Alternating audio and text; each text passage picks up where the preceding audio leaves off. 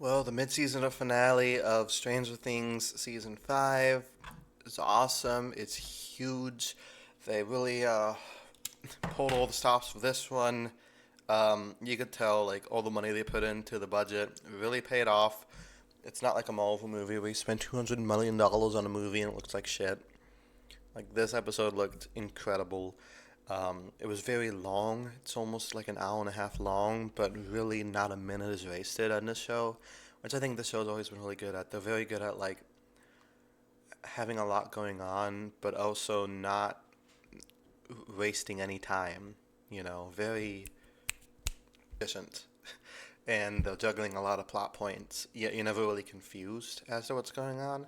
You're able to follow all of them, and I think the show is just so good at that. Done a huge cliffhanger. They finally do something with Will Biles. Will was very important in seasons 1 and 2, but he takes a back seat in 3 and 4 to just stand around and say, I feel something with my neck, and then do nothing else. But this season really puts him at the forefront, which is great.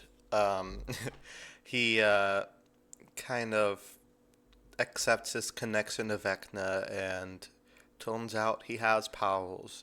If it wasn't for my cousin Liz, who spoiled that for me, I would have never known until I watched it. It was a theory I've had in between seasons, but still. That was such a badass scene. The whole big action scene at the end of the episode.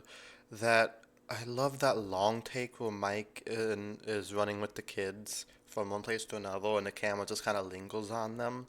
That's really well directed. The Duffer Brothers would do so good directing like a big league fantasy movie. Like they did like Mistborn or something. I feel like they do good with the action scenes. Also see the return of Elle's sister 2, I think that's her name is, or 8. I think her name's 8. The lady from Chicago. So that episode's finally going to be relevant 8 years later.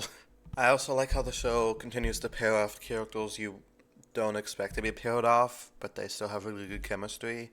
Will and Robin, I really love their scenes together because it shows that Robin's actually wiser than even she thinks she is.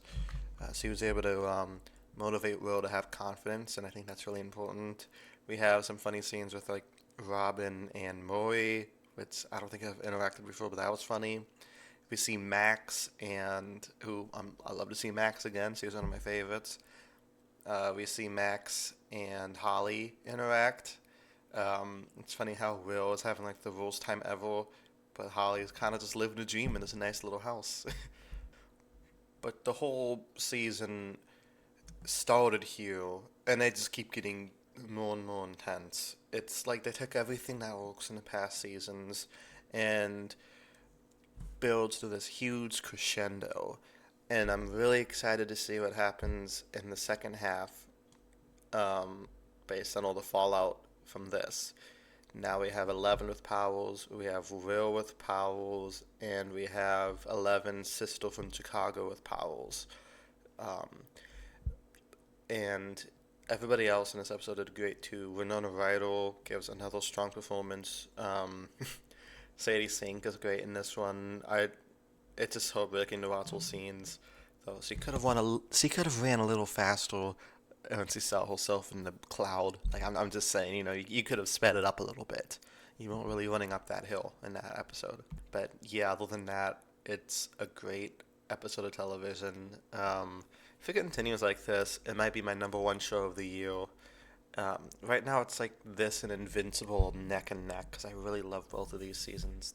So yeah, let me know down in the comments below what you guys thought of this episode and what are your theories for the second half of the season. I am very excited.